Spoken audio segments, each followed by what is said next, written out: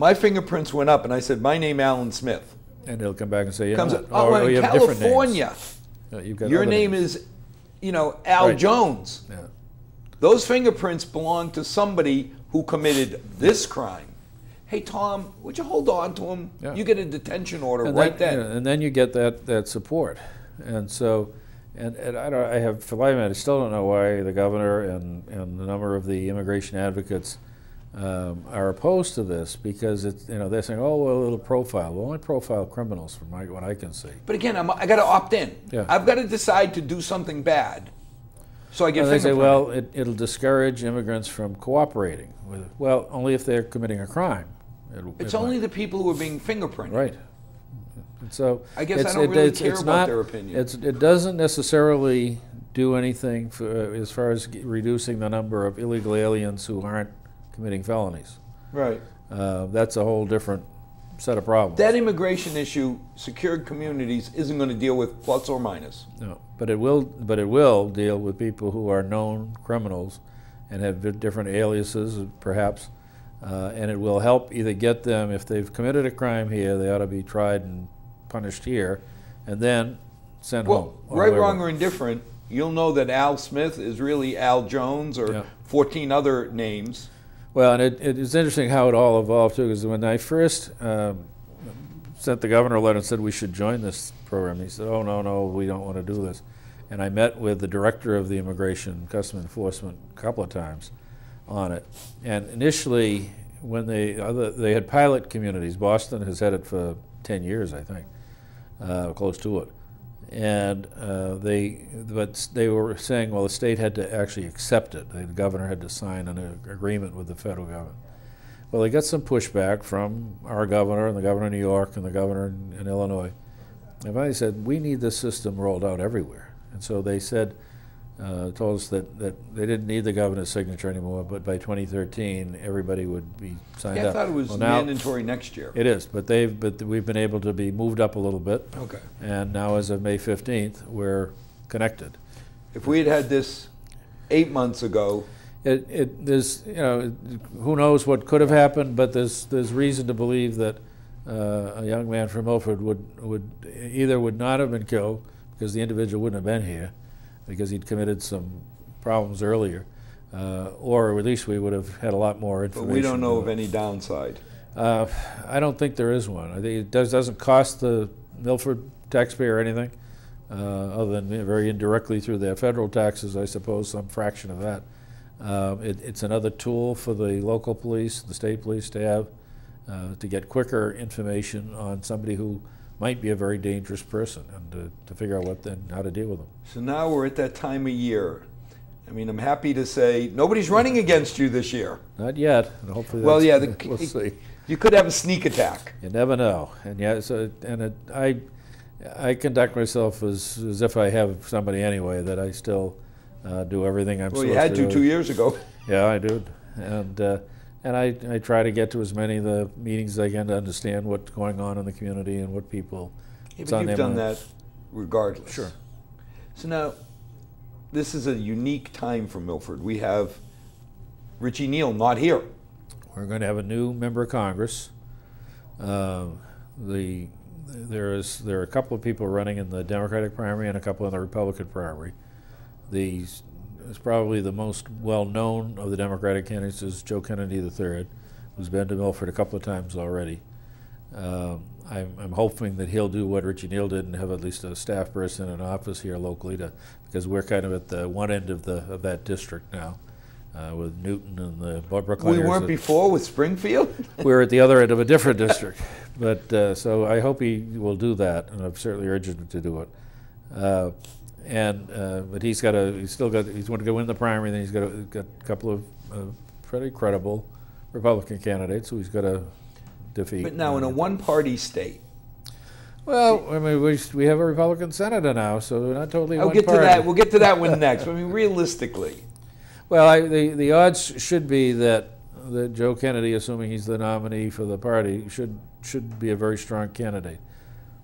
A lot of, this is a presidential year, so a lot of times more people come out to vote because they see that as their obligation, when the off year they don't feel it as strongly. So it'll be, I think, a pretty strong turnout. We have the Republican candidate for president is a former governor of this state, so for better or worse, people remember him, and that will bring them out either to vote for him or against him.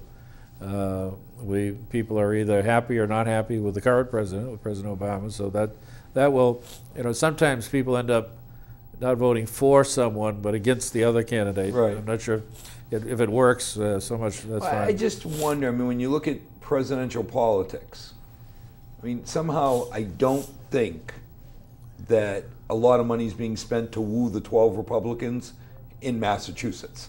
It just doesn't seem like anybody's taking it serious that this state could go to a red color. The state itself, likely, barring some catastrophe, will probably support the Democratic candidate for president. The Senate race so far is still competitive. It's which way that one goes with Mrs. Warren and is the good Dr. Brown taking a page out of your book to be everywhere? Because all of a sudden, he's very good about showing up at a lot of things that you don't normally see a United States senator. I was going to say, we're used to hearing the senators here. Yeah. That's always you. I go to Claflin Hill, you're there. I go to Boy Scouts, Cub Scouts, you name it, you are there with your darling bride. But all of a sudden, it's like a U.S. senator? Well, he's been, and I served with him in the state Senate too, and he's a regular guy. He comes across pretty well. Some of his votes might, maybe some would vote differently, but it's not. He's not at least I don't see him as being a doctrinaire conservative. Sure. In voting only one way. It's much more appropriate to Massachusetts and what people collectively might think. So he's done a decent job. Now, whether we could do better is perhaps the issue that we're have to decide. There's certainly Professor Warren is a very bright lady. She's been very involved. She created, really, it was her idea. They created what's now the new Federal Consumer Protection Agency. She's got a good track record on issue basis. She doesn't have any votes yet because she hasn't held an elective office, but I think they both have very strong features to their records and their credentials. The minus side, the negative side on either one of them, I don't think is really a big factor. It's a lot of the stuff gets into picky stuff, and it's not what it might be salacious and gossipy type of stuff, but it's not what really we should be concerned about with who represents us and whether they're going to represent us effectively in the Senate of the United States.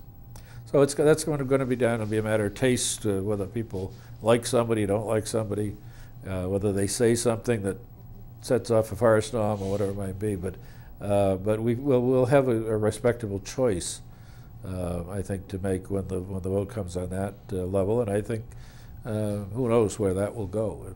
It's still I think that I don't put any money on that race. I don't think. No, that one I can't figure out. That one I really can't. But I do hope that people really look at each candidate. I mean, some of the picayune stuff is starting to get annoying. Oh yeah. At the end of the day, let's look at what candidate each person if they've been, you want people to have demonstrated that they're honest, that they have integrity, that they can be effective, and that they've shown something, whether it's been their service in public office or their service in other ways. They don't have to be an elective office to demonstrate competency there. You want them to be people who are going to listen to people, who are going to be around, going to come to Milford, and going to come to other communities out in our area. So far they're both, well, I haven't seen Dr. Warren here yet. I'm sure she'll be here shortly. But Senator Brown's been here a few times, and I'm sure they both will be. Well, you hear, again, some of the rhetoric coming out of the square states that, there's a candidate, a Massachusetts liberal or whatever, and, part of me looks at our former governor and says, I'm kind of happy he's not far right or far left. Yeah, he's not. Because both of those sides scare me. Yeah. No, it's all from which perspective you're looking at. I mean, to some folks, Mitt Romney looks pretty conservative. On the national scene, though, he looks awful liberal. Yeah. But so doesn't most of Massachusetts. And that's why he's had some difficulty in the southern states, because they perceive him as being liberal, or at least very moderate. We probably would see him as being somewhat conservative, based on sure our attitudes here. But it's a matter of perspective. I feel comfortable that anybody is kind of in the middle somewhere. Yeah. You know, I may not agree with certain people because I think they're a little bit too much off center this side. Yeah. But as long as I'm arguing that they're a bit off center, I'm still comfortable. Yeah.